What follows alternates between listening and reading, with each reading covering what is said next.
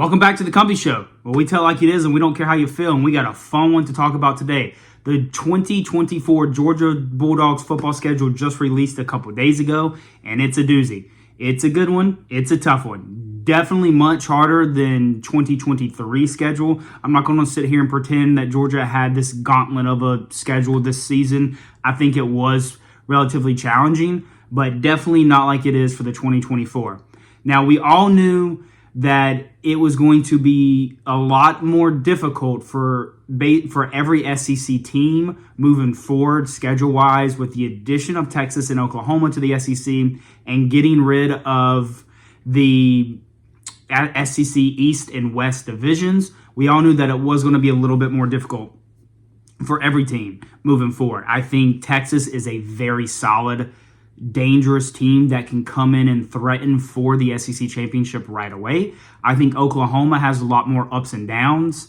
I still think they have a long way to go, but they are still a very solid team with a lot of potential, and would not surprise me that if in the next few years they're also threatening to make the SEC championship game. So when you're adding two really solid teams to your conference, you're getting rid of the SEC East and West, you're getting rid of the divisions, and everyone has to play everyone. So regardless, you will play every single team in your conference every other year.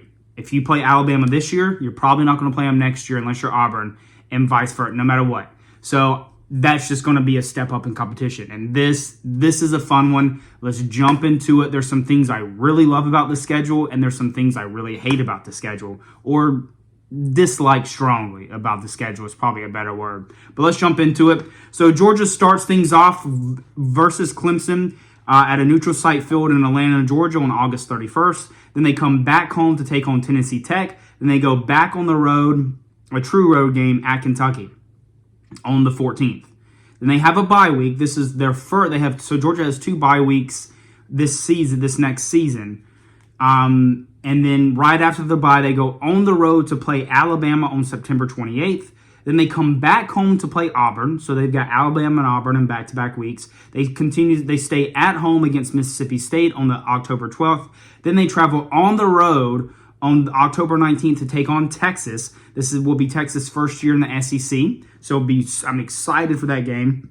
Then they have their normal yearly bye the week before Florida. Georgia will travel on the road to Jacksonville, so it's not a true road game, but they won't be playing home. Neither will Florida. It'll be in Jacksonville. Then they go on the road again to take on Ole Miss on November 9th. Then they're back home in their last three games to take on Tennessee November 16th, UMass November 23rd, and then their annual rivalry game at the end of the season, Georgia Tech on November 30th. So that's a gauntlet. That's a schedule. That is a exciting schedule. When I tell you I cannot wait for next season for the new SEC, the 12-team playoff, the new Big Ten, everything. I am so excited. I cannot wait. And this is one of those schedules, besides maybe the Tennessee Tech and the UMass, this is one of those schedules where every single week I am going to be pumped for the Georgia game. I'm like, hell yeah. But there's a lot of things, not a lot, there's a couple of things that I want to talk about with this schedule that I'm not the biggest fan of. I feel like if you're a Georgia fan, you kind of got snubbed. You kind of got snubbed for all the home games. There's not a single big home game on Georgia's schedule for next season. Your home games consist of Tennessee Tech, Auburn, Mississippi State, Tennessee, UMass, and then Georgia Tech. Well, you can rule out Tennessee Tech and UMass. That's not going to be a challenge. I think Georgia Tech was a lot better this year, and I think they will probably maybe continue to trend upwards, but I still don't think Georgia Tech is a true competitor for Georgia currently. So that will be a fun one because it is still kind of our rivalry game, but it is still Georgia Tech. So you can rule that one out. Mississippi State, I still think, is going to circle the drain for a while with the unfortunate passing of Mike Leach and then promoting one of their coordinators to head coach and then firing him things are looking really rough for Mississippi State right now. So, and by that time, that's middle of the season. By that time, Mississippi State could have multiple losses. Then we get Auburn at home. I think is probably one of your bigger games of your home games is Auburn. It is still a rivalry. I think that it's always a good competition between Georgia and Auburn. So then that just leaves Auburn and Tennessee as your your biggest home games. And Tennessee is at the end of the year. So we could be sitting there come November 16th when Tennessee comes to Athens to play Georgia. Tennessee could have 2, 3, 4 losses, if not more, by that time in the season. So how important, how big is that game going to be? I don't know. I can't predict the future. But I think Georgia fans got snubbed for some really solid home games again this season. It's not an exciting lineup of home games. I would have loved to have seen either that Alabama or Texas game at home. Trade one of those games. Trade and I get it because we have to alternate. We played at Auburn this year, so we have to play home at Auburn next year. Same with even Ole Miss. Why are we playing Ole Miss again and traveling? I'm a little confused at how they did some of these things, and I don't like the home slate for Georgia. I think it's still going to be fun. I think that Georgia-Auburn game is going to be really huge. I think the Georgia-Tennessee game has the potential to be big, depending on how Tennessee does. But honestly, how good is Tennessee going to be, especially if they don't have Joe Milton? What are we talking about? So we'll see. I think that, like I said, I think Georgia has a boring home slate for the majority. I don't think we're going to get a lot of prime time night games for Georgia at home this year.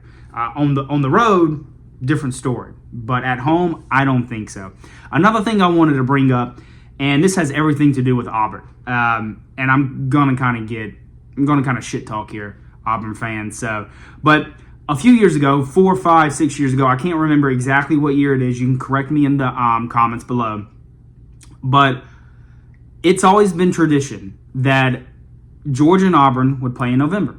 And then obviously Auburn and Alabama would play in the last week of the regular season for the rivalry game, the Iron Bowl. So that always left Auburn to play Georgia and Alabama in the same month, in November, every single year. It's been like that ever since I can remember. I've been watching college football and the Dogs since I was a very little kid. And it's always kind of been that way. Well, a few years ago, Auburn cried, like Auburn usually does. They threw a hissy fit. They went to the NCAA. They went to the SEC. And they said, it's too hard. It's too hard for us. It ain't fair. And so they had it changed. Auburn cried just enough to have it changed to where now the Georgia-Auburn game comes in the beginning of the season rather than the end of the season. And Georgia said, fine. Just to please little brother, fine. We'll move that game. We all love playing you at the end of the season. But fine, for you, Auburn fan, for our little brother, we'll move the game to the earlier in the season to help you out. Because it was just too hard for Auburn Tigers to have to play Georgia and Alabama in the same month. It's so tough. So you know what the SEC did to Georgia this season? They have Georgia playing Alabama and Auburn in back-to-back weeks. What? They have Georgia going on the road to play Alabama and then coming back home the very next week to play Auburn. Now, don't get me wrong. I think that Georgia can clearly beat Auburn, and I think Georgia can beat Alabama even on the road, especially if Carson Beck comes back, especially if Matt McConkey comes back, depending on what happens in the transfer portal. Georgia's still going to be elite. So will Alabama. So don't get me wrong. But it's just funny that Auburn is able to cry their way and bitch and complain their way into getting what they want. And then Georgia goes along with it.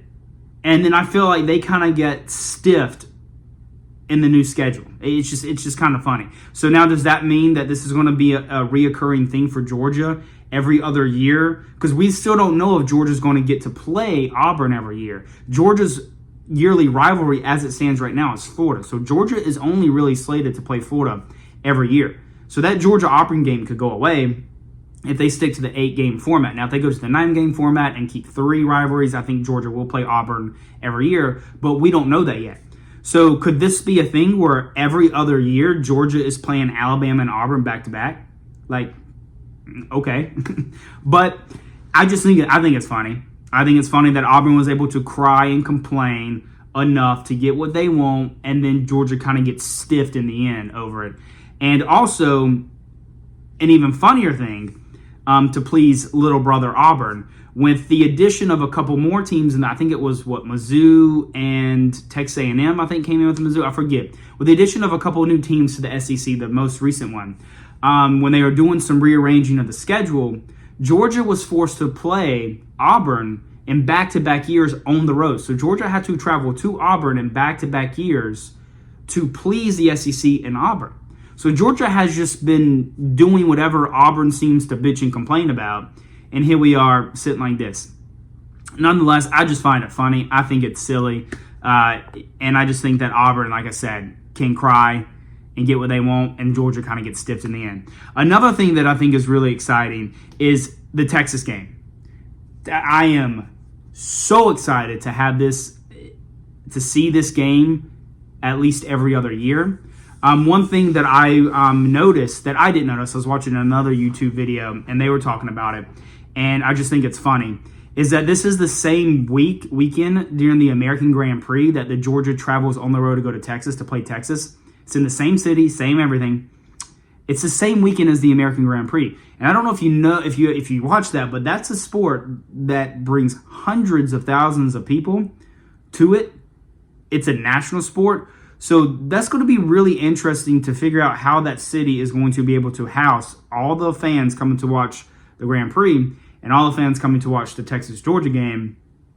And that could be actually make it very difficult for Georgia fans to actually travel to that Texas game. And we all know that Georgia is a fan base that loves to travel.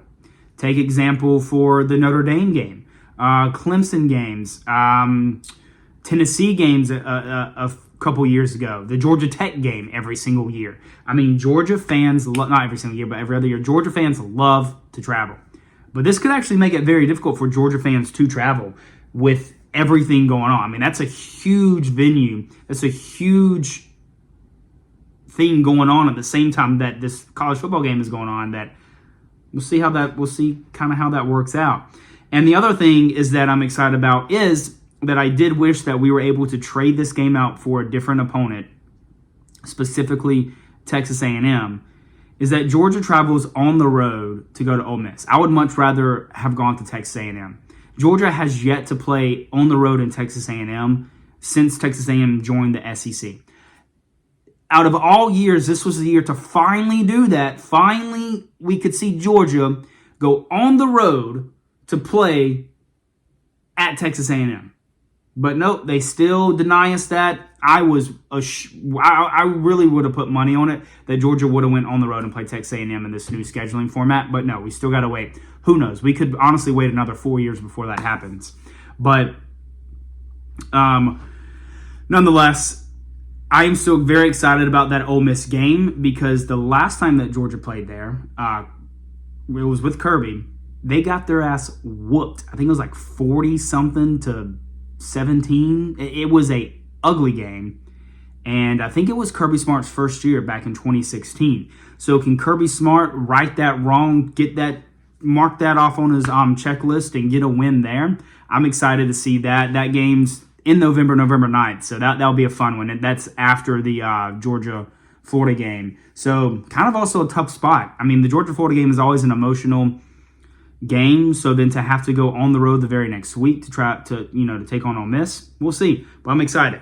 Some key takeaways from this, my key takeaways from this schedule, the things that I am most excited to see, I think has to be that game on the road at Texas. I mean, with the addition of Texas and Oklahoma, I'm super excited to see the first matchup between these guys, with Texas being in the SEC officially now, and obviously that on the road at Alabama.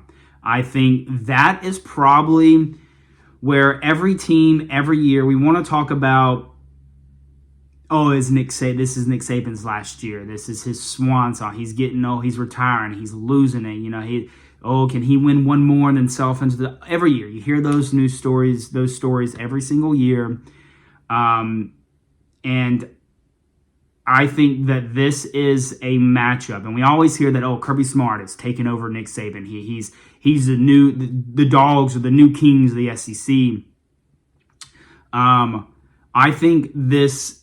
Even if Georgia wins this game, I don't think that's necessarily true, but I think this is a very good testing of your armor if you're Georgia in this program. Now, Georgia, this program is elite. We've seen it. They've won back-to-back national championships. They've won 29 in a row. They've lost 2 games now in 3 years, blah, blah, blah. It goes on and on. Multiple first-round drafts, all that kind of stuff. But I think this is going to be a true test of can Georgia get through this Alabama dynasty? And I can't wait. I think they can. I think they had a very good chance of doing it in the SEC championship. I've obviously talked endlessly about that game. You can watch my recap of it. So that'll be fun. That'll be the 2 big bad boys in the SEC going head-to-head in the regular season. That's something we do not get to see a lot of. Alabama and Georgia have not played a lot in the SEC regular season. The last one was in 2020. And so this will be 4 years from then. Georgia still has to go on the road to play them again, but it is what it is. Georgia can still get it done. So, but that's it. I mean, I am super excited for this next season. I cannot wait. Also, we still have a lot of football left to play in the 2023 season. We got the playoffs. We got bowl games. We got the Georgia versus Florida State, which I'm really excited about. We'll kind of see how FSU responds after the bullshit that they had to go through. But nonetheless, that's it. Just to run through it one more time, Georgia opens up with Clemson on August 31st, then come back home Tennessee Tech on September 7th. On the road at Kentucky on September 14th. They have a bye before they go on the road to face Alabama on September 28th. Then they come back home to play Auburn on October 5th. Then stay home against Mississippi State on October 12th. Then they go back on the road to play Texas on October 19th. They have their second bye of the year before they come down to Jacksonville to take on the Florida Gators. Then they go back on the road to take on Ole Miss on November 9th. And their last 3 home games of the season are Tennessee on the 16th, UMass on the 23rd, and finish it off with Georgia Tech on the 30th. Super excited. Can't not wait. Other than that, over and out.